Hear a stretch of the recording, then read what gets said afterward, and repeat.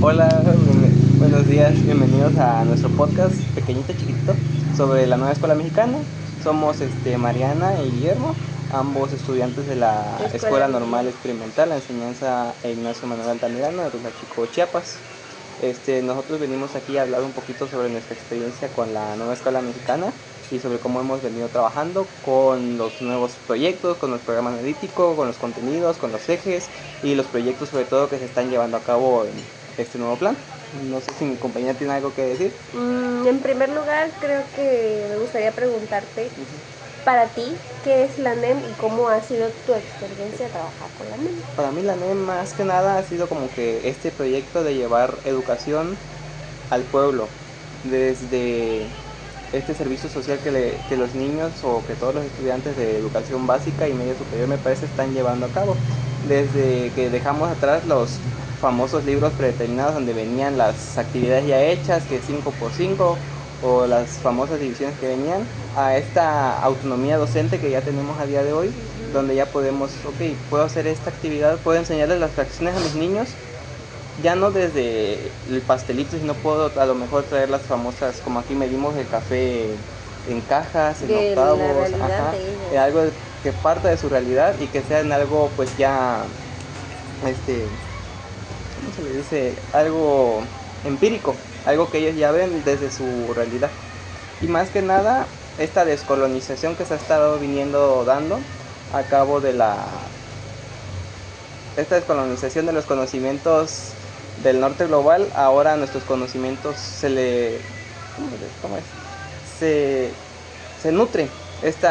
Ya no nos quedamos solo con lo que venía de Del los planes, de los eurocentrista. nacionales, de lo que venía de Europa, ya no, ahora lo complementamos con nuestros propios conocimientos, con nuestra riqueza cultural, ya todo es complementado, ya no es solo aquí están tus actividades, hazlas, no, ahora es aquí están tus actividades, pero agrégale esto de tu realidad, mira, maestro, lo puedes agregar, Toma es en más que nada. cuenta Ajá. esto, no te olvides de aquello. Y para ti, compañera, ¿qué sería? Prácticamente es algo muy similar, solamente que pues para mí la NEM fue algo innovador y fue como que un choque al principio porque nosotros estábamos trabajando con otro plan desde inicio, 2018. 2018, y ya pues con esto pareciera que trae las mismas palabras porque dentro de mi experiencia al estar en consejos técnicos en escuelas primarias he escuchado que muchos maestros dicen, es que es lo mismo, es la misma palabra, solamente que es de otra manera, la misma perra Diferente. pero revolcada, Ajá, dijeran sí. coloquialmente.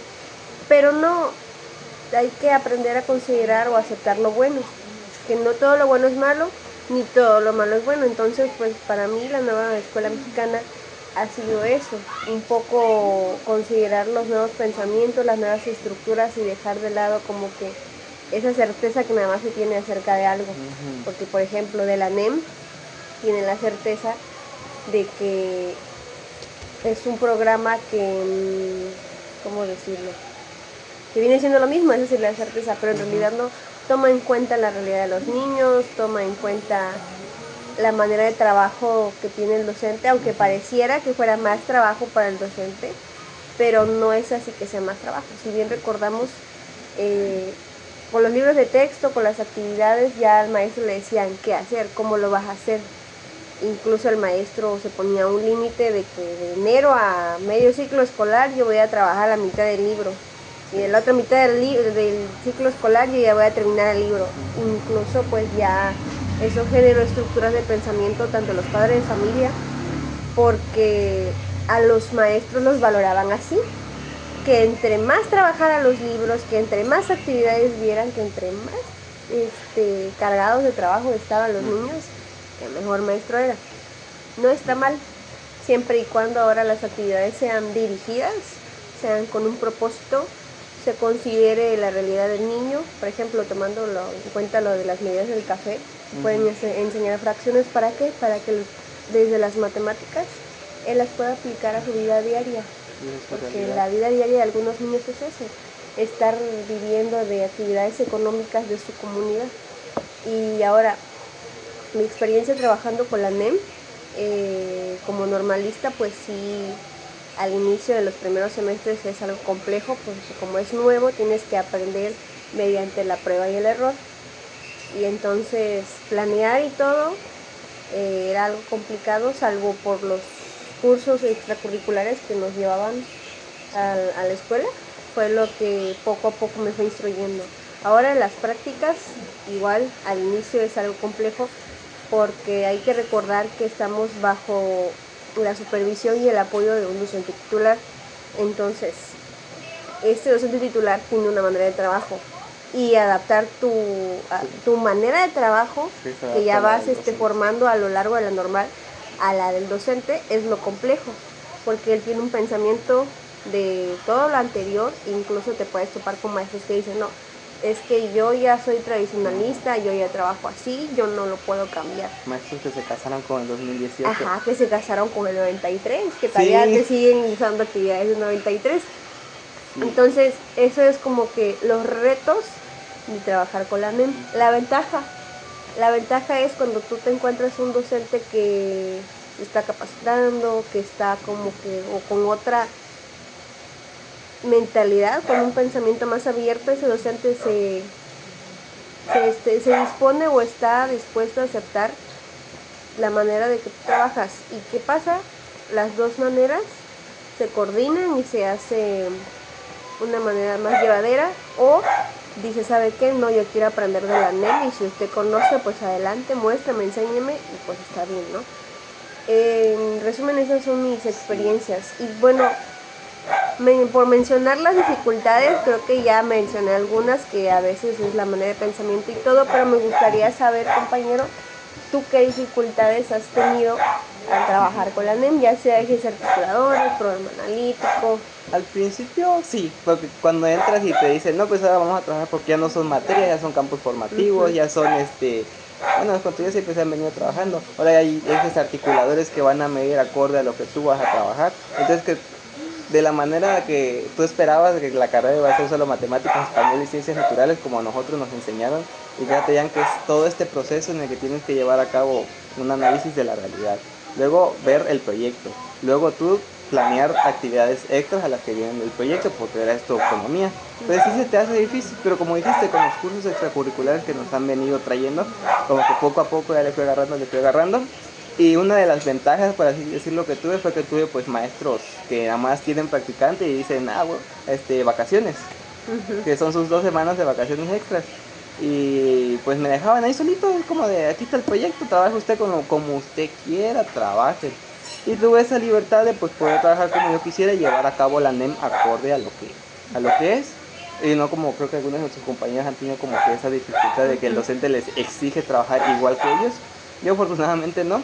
Y poco a poco, como siempre tuve, y hasta ahorita que estoy en Santo Domingo, ya mi maestro afortunadamente sí va con la NEM y también me da esa libertad, pero ahora ya me pone un límite de que vamos a trabajar tal proyecto y usted desarrolle. Y lo desarrollo como yo quiera. Solo que en el proyecto ya metes. Ajá, ya meto cosas de él trabaja una guía, entonces yo tengo que seguir esa guía.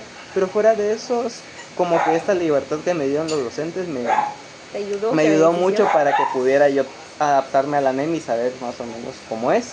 Lo que también sí se me dificulta, y eso sí no lo niego, es la elaboración del programa analítico y el programa de mejora continua, porque esto no lo hacen en ninguna de las escuelas que estuve durante este tiempo. Hablando de eso, sí es como que una dificultad.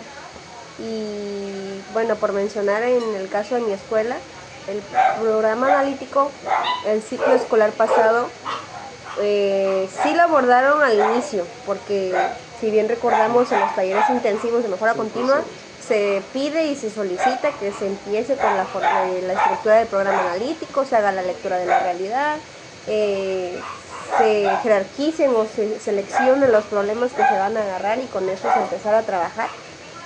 Si bien es cierto, sí se hizo, sí se realizó. Incluso nosotros nos pusieron a trabajar en colaboración con los maestros titulares, que bueno, chequen el programa sintético y hagan el codiseño, ¿no? Esa parte nos tocó hacer, pero hasta ahí quedó. Ya no pude observar como yo quisiera, porque pues hay que recordar que solamente estamos en pequeños periodos de tiempo. Pero lo que yo pude notar en el resto de los consejos técnicos escolares, ya no se tocó el tema del programa analítico. Solamente quedó ahí al inicio. ahorita, ayer fui al curso y pues a veces por cuestiones jerárquicas, organizacionales y más que la sede no fue en mi escuela, no se terminó, no se concluyó, o sea, apenas quedó iniciado. Pero la ventaja es que nos dio un poco más de tiempo a los maestros para que ellos realizaran un análisis de cómo en realidad se estructura, porque algo que pueden notar ayer es que a ellos les dan la información o a los superiores los capacitan, les dan la información, pero hasta ahí queda, no hay más. Casi siempre los maestros tienen que estar averiguando, leyendo, investigando por cuenta propia. Sí, y eso es algo que también afecta porque hay maestros que sí, pero hay otros que desgraciadamente es la mayoría que nunca se informan sobre qué es la NEP y trabajan como ellos quieren. Y el maestro que tuve anteriormente no le importaba, le valía que era la NEM y bajaba sus actividades de internet, tenía primer año. Y entonces que desde el primer año no se trabaje con la NEM, sabiendo que más adelante van a tener otro maestro que a lo mejor sí trabaje, pues también como que causa ese conflicto de los niños, porque y le genera un reto al maestro. Porque van de un plan a otro en menos de un año. Pasan del 93 al 2022 y el niño se queda así. Uno puede... ¿Cuál que está bien, que está bien, que está mal. Pero sí, la NEM como que llegó un poco a liberar a los niños. Yo lo he visto igual en las escuelas porque, si te das cuenta, cuando estábamos nosotros no era muy común que se vieran cartulinas hechas por los propios alumnos. A día de hoy, por lo menos yo en mi escuela lo veo, hay una cartulina en cada salón pegada, hecho con los niños, aunque esté toda rayoneada, toda mal escrita, pero es de ellos, es su trabajo, es lo que partió de su reflexión. Otra cosa que también se ve mucho es que vamos, bueno, por lo menos yo lo hago y varios de mis compañeros, vamos de salón en salón al finalizar un proyecto a transmitir lo que fue lo que aprendimos sobre la violencia, sobre el reciclaje. Vamos poco a poco. ¿Tienes que tercer grado? Tenía tercer grado, voy a cuarto. Y poco a poco van con sus compañeritos y se genera como que esa unidad entre grupos. Ya no es ese individualismo que se veía que los de cuarto son mejor que los de quinto o los de la contra los de... No, eso es una unidad muy bonita. Creo que es parte igual del humanismo que se viene manejando con la NEM, de que todos debemos llevarnos bien, todos debemos fomentar el respeto, el amor a la patria, a nuestros semejantes y así. Considero que la NEM ha traído también eso a las escuelas. Tienes muchísimas razón. Y bueno, ahora me gustaría saber, por ejemplo, dentro de tu trabajo como docente en las prácticas, ¿qué estrategias o qué métodos o de qué manera has tú logrado adaptar el currículo para abarcar o para satisfacer o alcanzar las necesidades de tus alumnos y tus alumnos? Porque si bien recordamos en una aula, no solamente pues es ir a enseñar, es considerar qué necesidades hay en tu grupo y cómo atenderlas, cómo sobrellevarlas. Lo que hago, por ejemplo, en un grupo siempre hay diversidad de estilos de aprendizaje. Están los visuales, los kinestésicos y los auditivos. Lo que hago siempre es variar mis actividades. Voy a explicar un tema, el último tema que expliqué fue de reciclaje. Primero llego y les ponemos bastantes imágenes para los visuales. Y luego les doy la explicación para los auditivos. No, pues esta es imagen, mira, este es un río que está contaminado, que lleva plástico, eso lo tiran. Pero ¿qué podríamos hacer para que esto no pase? Bueno, ya pasas a la otra imagen donde hay una manualidad con una botella de plástico que le ponen que la cortas a la mitad, la pintas, le pones la figura que tú quieras y ya tienes un portalápices. ¿Y ahora qué procede? Vamos a hacerlo. Traigan cada uno su material, córtenlo, píntenlo y ahí van poco a poco. Y eso, quieras o no, sí me ayudó porque el último proyecto que traje fue eso. Y los niños, como cada uno trabajó acorde a su estilo, los kinestésicos decoraban bien bonitas sus figuras, los auditivos me estaban escuchando y los visuales ahí estaban bien felices con las imágenes, porque también, y aparte con los videos que les llevé, como que sí se generó ese aprendizaje que anteriormente no había tenido con ellos, como que darle diversidad como que de un tema darle varias actividades, como que ayuda a que los niños sí estén atentos y aprendan, porque al final de ese proyecto los evalúo con preguntas, siempre les pregunto así, verbales, y la mayoría me respondía bien, decía, no, pues profe, hay que reciclar la basura, no hay que tirarla, ya no hay que consumir tanto refresco, porque el refresco también ocasiona contaminación y no es bueno para nuestra salud. Entonces, diversificar tus actividades. No solo te bases en voy a llegar, les voy a explicar y hasta ahí, no. Darles actividades prácticas, darles actividades visuales o darles algo, su explicación auditiva, pero una explicación bien hecha. Una explicación concreta. Ajá, no con tantos tantos tecnicismos. Ajá, tecnicismos. Es algo acorde a su edad, son niños, tienen que lo van a entender acorde a su edad.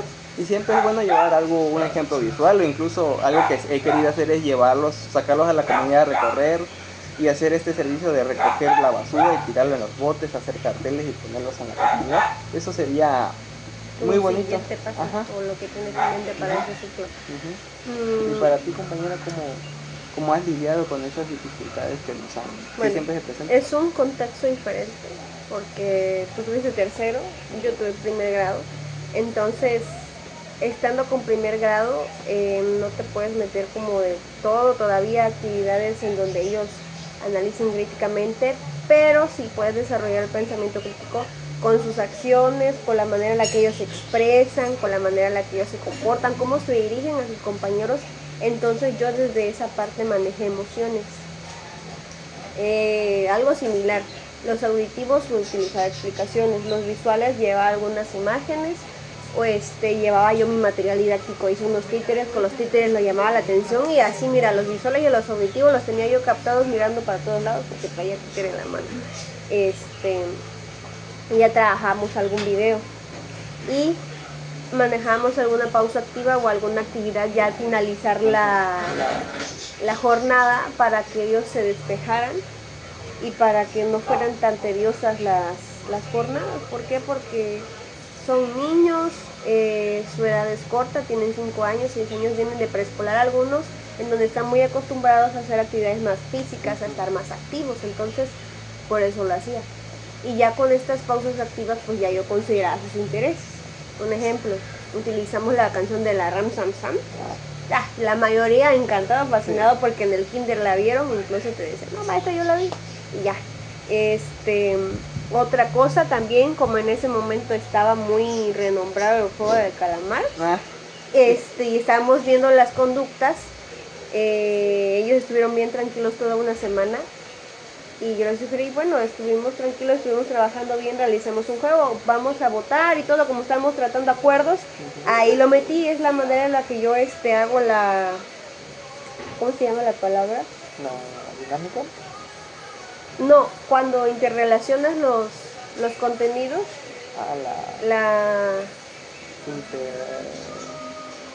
bueno, cuando tú relacionas los contenidos y no solamente consideras lo académico, sino el cómo los niños son, y ya eso lo trabajas. Entonces, como estábamos realizando los acuerdos, íbamos a tomar decisiones para elaborar el reglamento al final, yo toda una semana previa a eso estuve dialogando con ellos de no, miren, para llegar a una decisión primero hay que saber qué consecuencias tiene, hay que saber qué opinan los demás, no solamente tenemos opinión nosotros, hay que escucharlo. Entonces para esto trabajé eso de las votaciones, ¿no? Que a ver, vamos a elegir qué juego hay y ahí aplica la democracia, ¿no? Que las propuestas y luego exactamente, votan por las propuestas y en estas propuestas pues ya, ganó el juego del calamar.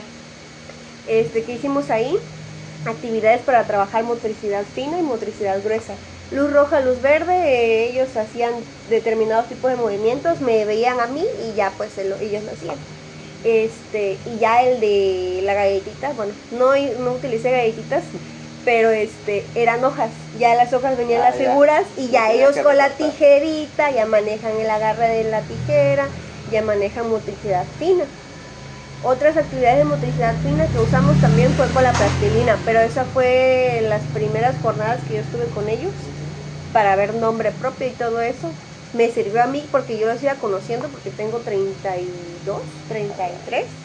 Entonces, para aprenderte 32, 33 nombres en 2 semanas, pues está difícil. Entonces eso me sirvió y les sirvió a ellos porque pues van trabajando, van utilizando la plastilina, van moldeando. Ahí me di cuenta quiénes son los kinestésicos, porque fueron a los que más les gustaba y les permitía un poco de libertad creativa.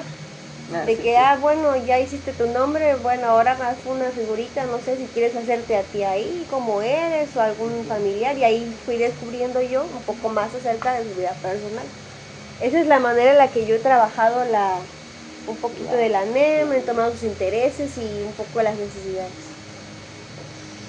La interculturalidad y la inclusión, ya es que se está trabajando mucho. No sé si has tenido como que algún alumno que tenga alguna condición especial o alguna NE que se te haya dificultado como que integrarlo al grupo. Respecto a barreras de aprendizaje, sí, ha sido algo complejo integrarlos al grupo porque cuando yo llegué, yo pude observar que, por ejemplo, hay dos niños que presentan, uno sí ya tiene una barrera de aprendizaje detectada, que pues es una alumna que ya tiene diagnosticado TDAH. Hay otro niño que, por ejemplo, no puedo decir yo etiquetar, ¿sabes? Que tiene esta TABA, pero pues a este niño sí requiere uno que le dé más atención, que estés siempre orientándolo, dándole cómo va a trabajar, sin darle respuestas obviamente porque él bajo su propio conocimiento y su propia experiencia tiene que llegar a ello. Pero pues sí, de cierto modo requiere más atención. Entonces lo complejo de eso es que no puedo yo darle una actividad nada más a él y separarlo de los demás, sino que bajo la misma actividad que estamos trabajando, el tema que estamos viendo nosotros, trabajo complejidades distintas. Sí. ¿Por qué? Porque, por ejemplo, este alumnito, como estaba viendo con la maestra titular, estaban viendo las letras y las sílabas y todo eso. Recordemos que el primer año es alfabetización al inicio. Entonces este niño iba a diferente ritmo que los demás. Por lo tanto tuve que bajar la complejidad por eso. Ahí ya implícitamente iría otra adaptación, ¿no? Y ya con respecto a la otra alumna, ella no trabaja con USAER. El otro niño que yo te digo sí, y hay otro, pero pues ese otro casi no llega. Entonces ahí hay otra cosa que ya influye en su aprendizaje, no solamente su barrera intelectual o su barrera educativa. Entonces con esta niña que no entra a USAER sí era más complicado, porque haz de cuenta que aquí está Mariana y ya se va aquí con la niña y regresa para acá y regresa con todos. Entonces es dividirte el tiempo. Casi siempre es dividirte el tiempo y llevar, por ejemplo, sí actividades para ellos, pero también considerar a los demás. No solamente olvidar atenderte a ellos, sino a los demás, porque la inclusión es eso, atender a todos. Y al inicio fue un reto para mí porque la maestra, por el tiempo y todo, no siempre les podía poner la atención que ellos realmente necesitaban. Entonces cuando yo llegué a observaciones nada más, o que la maestra iba a ver un tema primero, le apoyaba en esa parte. Me iba yo con ellos, trabajaba con ellos y ahí les podía dar un poquito más de tiempo y la maestra podía avanzar en otra parte.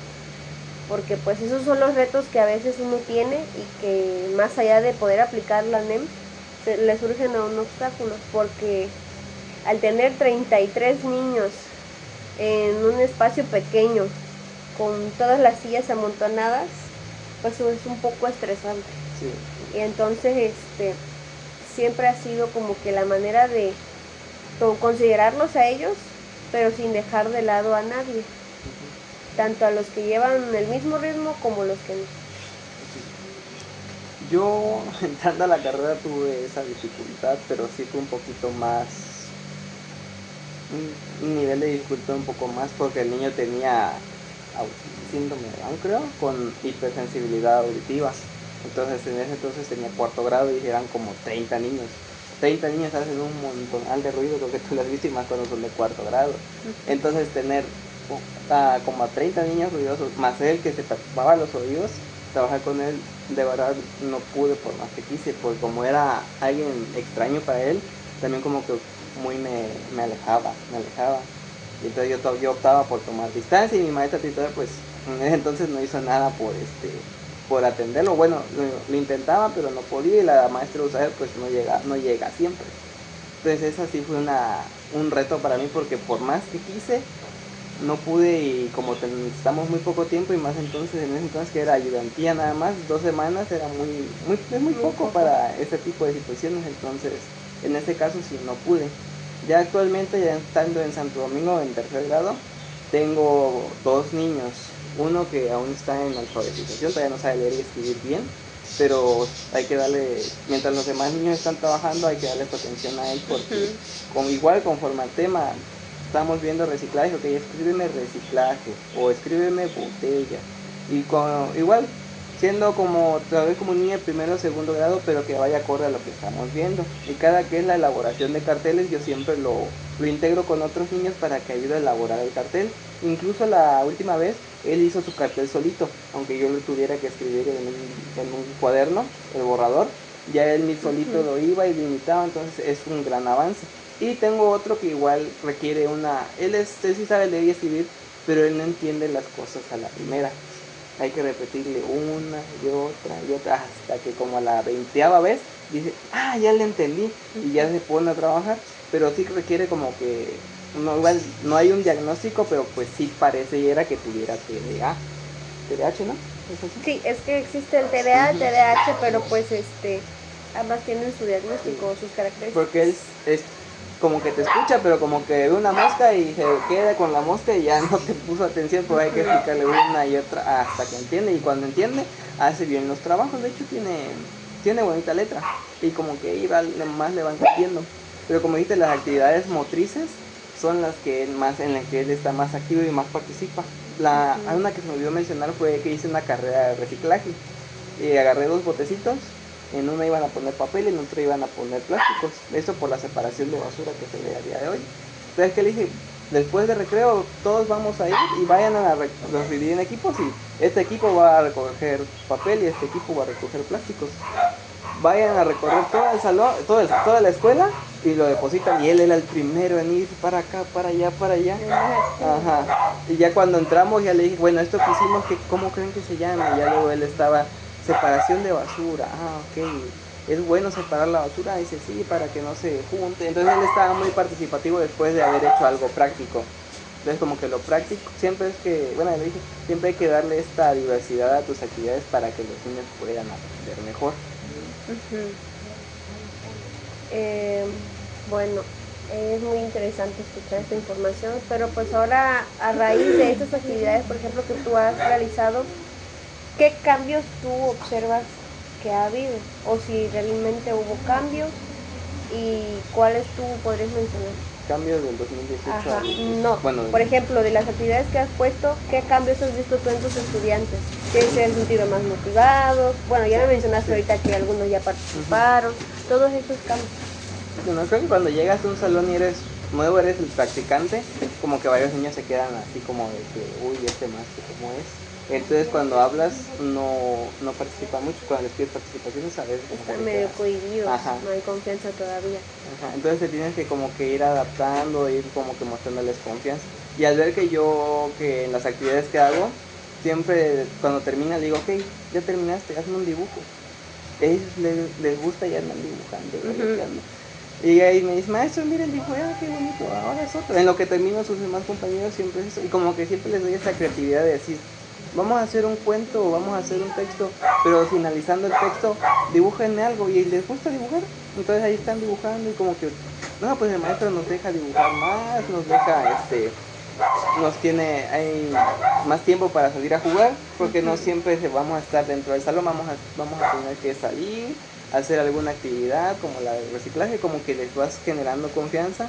Y del tema, y pasas de un salón un poco hostil en el que los niños como que te quedan, como que te tienen miedo, a un salón de ahí más confianza, hay respeto también, siento que siempre hay que poner esos límites. Entonces considero que si logramos hacer unas actividades donde los niños puedan estar activamente, donde no haya, si te dan una opinión no hacerla de menos, sino estás equivocado, pero ahí vas, no sé si te acuerdas, la profe nos dijo siempre, nunca menosprecien a la participación de los niños, es como de que, sí, pero no, pero piensa un poquito. O nunca decirle, no, es que no está bien, así no es. Siempre como que decirle, vas por ahí piensa una pensadita más, Y poco a poco, y ves que no son tímidos, simplemente Es guiarlos, ajá, orientarlos para que ellos lo puedan resolver, lo lo asimilen. pueden asimilar exactamente.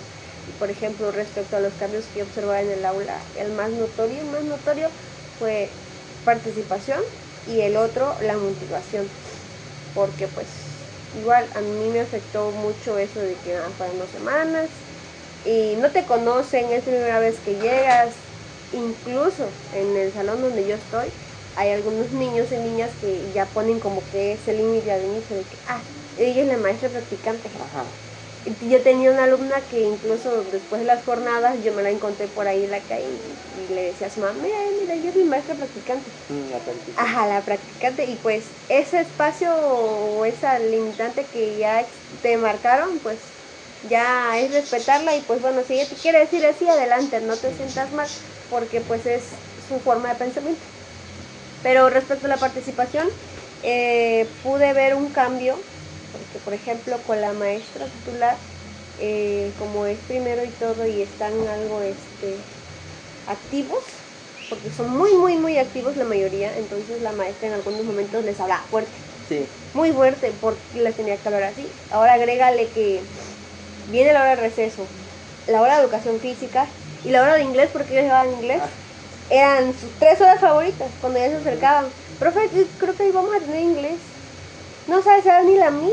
Ahí en la Ajá. Y con el de educación física. Hoy tenemos educación física. Ay, se ponían tristes cuando no había educación física. Y la hora del receso, el típico de ya vamos a comer, maestra, ¿cuánto falta? Entonces todas esas cuestiones, la maestra llegaba a un momento que pues tenía que llamarles la atención. Entonces estaban como que algo cohibidos, porque tú les hablabas fuerte y se quedaban así. Entonces, manejar esa parte emocional de cómo hacerles comprender que hay maneras de las que nosotros debemos de actuar, que no está mal porque son niños, los niños siempre van a tener su manera de expresarse, pero coordinarlos fue la parte difícil. Ya cuando se logró y existió esa confianza, participaban más.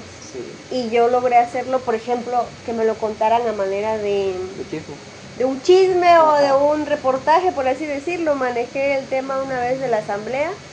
Menciono que, a palabras sencillas, la asamblea es una agrupación de personas, una pequeña agrupación en la cual se discute o se llega a un acuerdo con el tema que tú quieras. Bueno, hoy vamos a hablar de los juegos tradicionales. Estamos hablando de los juegos. Abordamos la lotería, abordamos los juegos de mesa, abordamos avioncito y todo eso, y mencionaban que ellos ya no lo jugaban. La cuestión es que con este tema de asamblea, el diálogo y todo, el micrófono, el material didáctico, fue moderando la participación. O sea, al llamarle la atención, porque les decía, bueno, entonces con este micrófono cada uno va a hablar. Solamente cuando alguien está usando el micrófono, es el que va a participar. Los demás escuchamos, le ponemos atención porque el que está participando tiene algo importante que decir. Siempre les remarcaba eso. Tiene algo importante que decir, entonces le debemos poner atención. Ya, con eso. Tenía uno por aquí, uno por allá. Ya después no hubo tanta necesidad de usar el micrófono porque esto fue como para romper el hielo. Ya solitos fueron ellos hablando y todo, ya fue un poquito más fácil. Y pues motivación, con los juegos y las pausas activas le decían, bueno, vamos a trabajar tanto tiempo. Si nosotros trabajamos bien en este tiempo, ¿qué será? 40 minutos, media hora. Si nosotros trabajamos bien en esta hora, hacemos una actividad libre. Y llegaba al final y bueno, ya terminaron, ok, vamos a dibujar. Ya sea que llevara yo unas copias o ya sea que llevara yo hojas, porque a veces me dicen, mamá, es que no quiero dibujar eso, yo quiero ver qué dibujo y traigo colores, yo lo hago. Ya les daba un poquito de liberación, libertad creativa y todo eso. Con esto pues ya se sentían más motivados porque decían, bueno, voy a trabajar, pero pues va a haber un pequeño descanso. Más que nada de eso fue todo. Okay.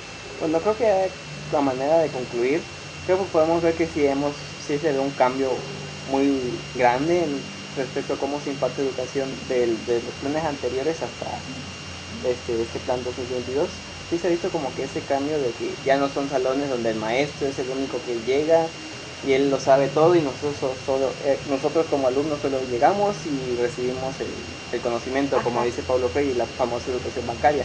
Ahora no se ve como que esta liberación en que los niños en sí mismos ya traen conocimientos desde casa, ya traen conocimientos desde su contexto y el maestro solo lo que llega es orientar ese conocimiento hacia lo que ya se conoce a lo mejor a nivel nacional o reorientarlo hacia una perspectiva más local. Dependerá Es como de... que nosotros damos ese empujoncito porque ellos ya lo saben, ya lo conocen. Más bien diría yo que el reto de este cambio es con los docentes. Con los docentes. ¿Por qué?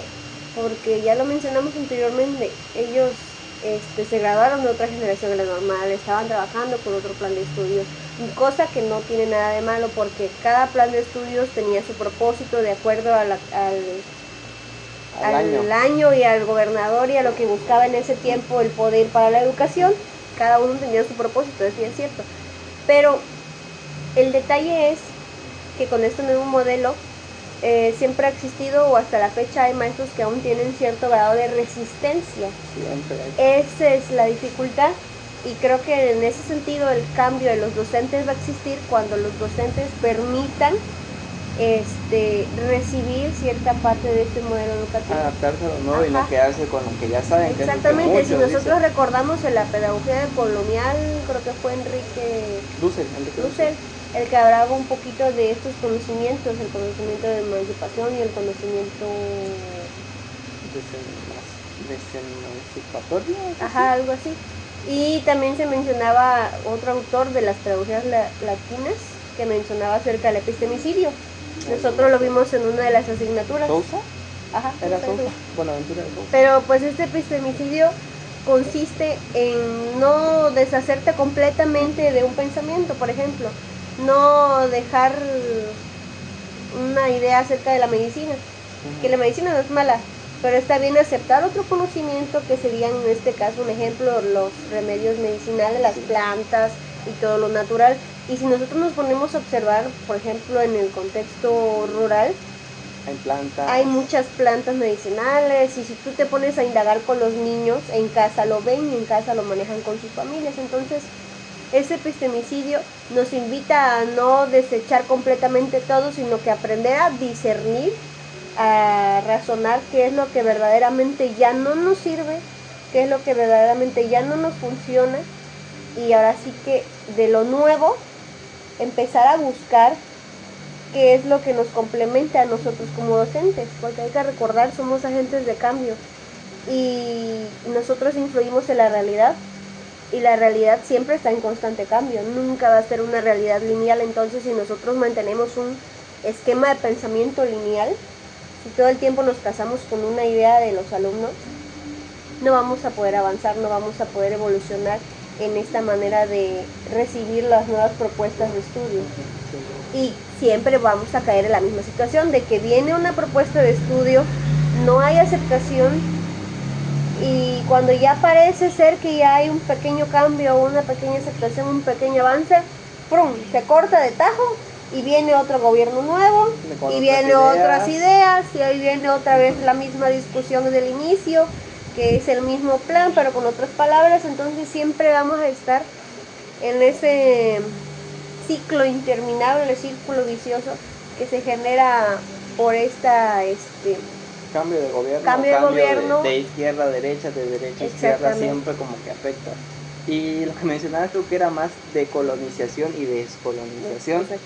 El epistemicidio es lo que se venía haciendo con los planes anteriores, que era todo el conocimiento que está en la comunidad, eliminarlo por completo por traer lo que viene del centro del país, que por ende viene de Estados Unidos, que viene de Europa, ese eurocentrismo de que todo está en Europa y aquí no hay nada. Y creo que es algo que se ve mucho, se veía por lo menos en clases de historia, porque te obligaban a aprenderte cosas del continente de Estados Unidos, del continente europeo, las guerras mundiales, y ya casi nada les veía de aquí, de que la revolución, la guerra cristera, la guerra... O suponiendo que sí se ve, pero se ve desde la perspectiva eurocentrista. O sea, como el dicho de que la historia siempre va a ser contada por desde el los punto ganados. exactamente Ajá. de los Pues se veía ganadores. con la colonización, digo, con la conquista. ¿Qué decía? La noche triste. ¿Por qué? Porque los españoles perdieron. En ese caso perdieron. Ajá, que aquí no había cultura, que aquí había puro salvaje y ellos llegaron aquí, trajeron la modernidad cuando no es cierto. Entonces esas cosas que se han ido cambiando, pero ya no es noche triste, ahora es noche victoriosa, o noche de la victoria, son como que dejar al lado esa perspectiva que nos dejaron los colonizadores y ya dar nuestra propia perspectiva desde los que fuimos invadidos, colonizados, saqueados. Creo Exactamente, que es como... no solamente la historia se ve reflejado hasta en nuestro lenguaje, porque tenemos algunos vocabularios que son extranjeros. Entonces, esa parte que ya está tan arraigada a nosotros es ahora sí que ser un poquito más críticos y analizar nuestra persona. Creo que ahí sería el punto o el eje central de todo esto, analizar nuestra persona y razonar qué modifico de mí como maestro, como persona, porque si yo no estoy bien, si mis alumnos no lo van a ver. Sí. Casi siempre tus alumnos hacen o dicen o actúan de acuerdo a la manera en la que el docente actúa. Si el docente es muy activo, participativo, propositivo y todo el tiempo está aportando o escuchando a sus alumnos, los alumnos lo van a reflejar. Pero si el docente no es más pasivo o como que no le interesa, si el alumno piensa distinto, a él nada más le va a importar lo que él sabe. Si se queda uno con un modelo bancario, los alumnos van a seguir siendo pasivos. Si uno construye, los alumnos van a empezar a buscar ese conocimiento por ellos mismos. Y a él te sorprende porque te llegan con cada dato. Y dices tú, bueno, ya le di yo un empujón al tema, él ya está conociendo. Y esa es esa parte importante del aprendizaje, no solamente que uno llegue e imparta, sino que el alumno llegue y busque y que cuestione, pues, ¿qué será cierto lo que mi maestro me está diciendo? ¿De dónde lo sacó?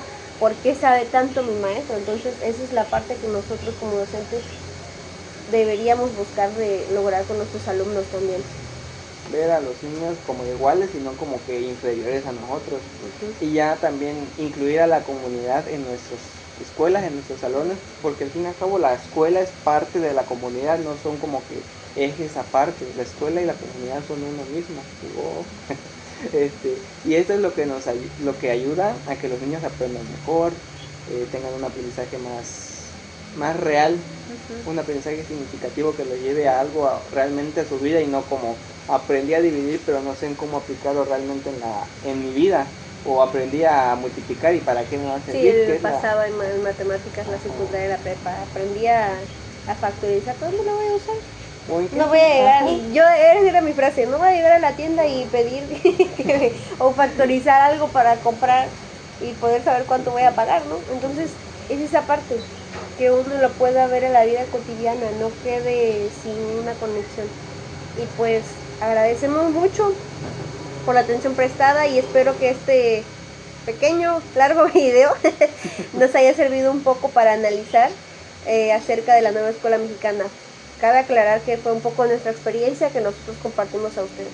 Hasta luego.